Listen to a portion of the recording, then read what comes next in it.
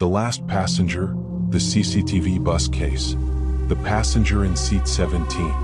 On the night of April 12, 2013, a provincial bus left the city of Manila for the 6-hour journey north toward Pangasinan. The vehicle was an older model, 2 security cameras, 32 seats, and a driver who had spent more than half his life on that same highway.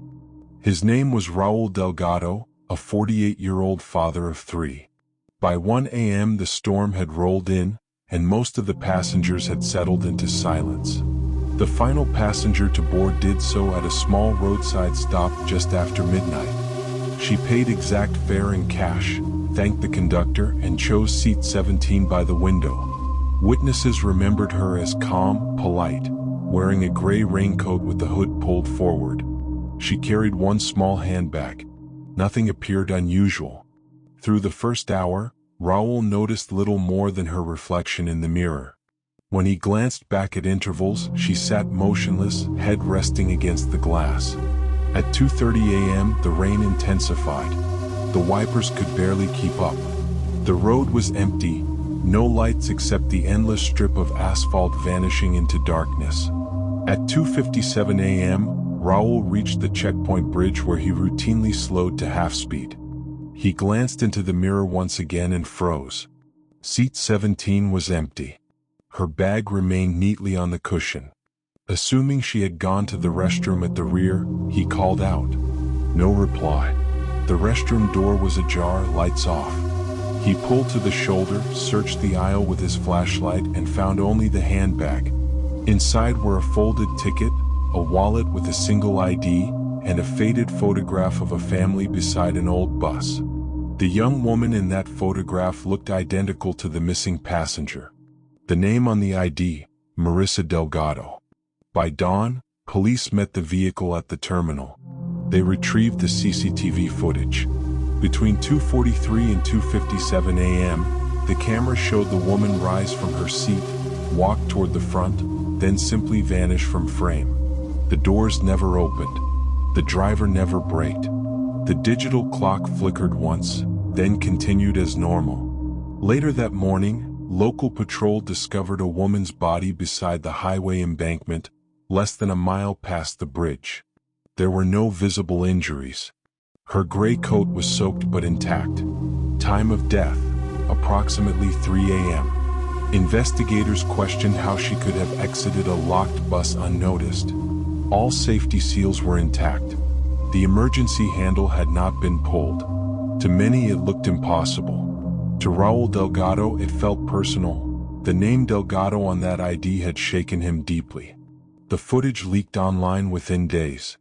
Viewers replayed every frame looking for shadows or glitches. Forums labeled it the CCTV bus case. Within a week, more than 5 million people had watched a woman vanish into thin air on a public highway. The investigation and the unseen passenger. The National Police opened a formal inquiry. Their first assumption was mechanical error, perhaps a corrupted camera file or lens obstruction. Technicians found none. The file metadata was intact, the frame dropped genuine. Investigators reconstructed the night using GPS logs and weather data. At 2:57 a.m., visibility on that stretch was 20 meters. Wind speed was 16 kilometers per hour. No nearby vehicles reported a pedestrian on the roadway. No witnesses saw a woman exiting the bus. When they traced the ID, the case took an unexpected turn. Official records showed Marissa Delgado, born 1971, declared deceased in 1993 after a crash involving another provincial bus. The same route, the same bridge. Among the 13 fatalities from that accident, one body had never been formally identified. Family records listed Raul Delgado's uncle Ernesto as the driver in that earlier tragedy. The coincidence drew national attention. Raul Delgado was suspended from duty while investigators verified his background. He denied any relation to the woman in the photo and provided a DNA sample for comparison. The tests confirmed no biological connection. Forensic teams examined the recovered handbag. The fabric predated the 1990s. Fibers in the lining were consistent with materials discontinued 2 decades earlier. Experts could not explain how such an object appeared pristine after 20 years. The coroner's report on the recovered body listed cause of death as sudden cardiac arrest, undetermined origin. There were no injuries consistent with a fall or impact. Toxicology was negative. Her fingerprints were never matched in any database. Public speculation surged. Online sleuths compared photos, claimed to see figures in the reflection of the bus window, and circulated side-by-side images of the 1993 victims. Authorities dismissed these theories as internet sensationalism. Still, they could not provide a simpler explanation. Raul Delgado's final interview lasted 6 hours. He described hearing a woman's voice over the radio static moments before the disappearance, a faint request that repeated twice, "Stop here." Audio analysis of the cabin recording revealed low-frequency interference at that exact moment. Technicians attributed it to electrical fluctuation from the storm. Raul Delgado was never charged with wrongdoing, yet he resigned within the month. In the years following the incident, other drivers reported brief sightings of a woman matching the same description waiting at rural bus stops along that highway. Each time she vanished when approached. None of these claims were officially verified. The tape that wouldn't erase.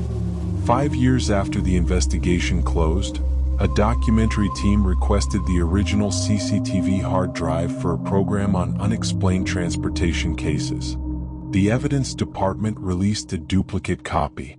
When editors attempted to extract the footage, every file played normally except the one labeled 02-57-13. That clip froze at the same second the passenger vanished. Technicians performed a full recovery. During playback, a secondary audio channel emerged beneath the mechanical hum of the engine. After digital filtering, the waveform formed a single human phrase repeated 3 times, "Stop here." Laboratory analysis confirmed no splice, no overlay, and no radio interference. It appeared embedded in the original recording.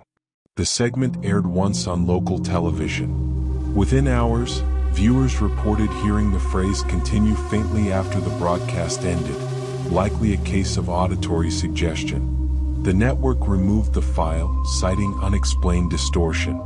Raul Delgado lived quietly in his hometown until his death in 2021. Among his belongings, his family found a framed copy of the old photograph recovered from the handbag. On the back, written in his handwriting, was a single note. "I saw her again last night." She smiled. The bus company retired the vehicle and reassigned its route number. Mechanics noted that seat 17 remained colder than the rest of the cabin, even after full reupholstery. Occasionally, passengers still request to move seats, reporting a faint scent of rain despite dry weather. In 2022, a new driver submitted a routine incident report. He claimed that at 2:57 a.m., while crossing the same bridge during heavy rain, the internal cabin sensor briefly detected an unregistered weight in seat 17. When he looked through the mirror, the seat appeared empty. The highway remains in operation. The bridge is still there, the same stretch of asphalt cutting through farmland and fog. For most travelers, it's an ordinary road, a line between one city and the next. But for the drivers who know its history, there's an unspoken rule. Never check the rearview mirror after 2:57 a.m. If you hear a woman's voice over the static telling you to stop, keep driving. Today, the file known as the CCTV Bus Case sits archived in the Department of Transportation's evidence vault. Requests for release have been denied. The official conclusion reads, "Unexplained disappearance, presumed accidental death." Unofficially, the people who were there describe it differently. They say the woman in seat 17 was never lost. She was simply taking the same route home.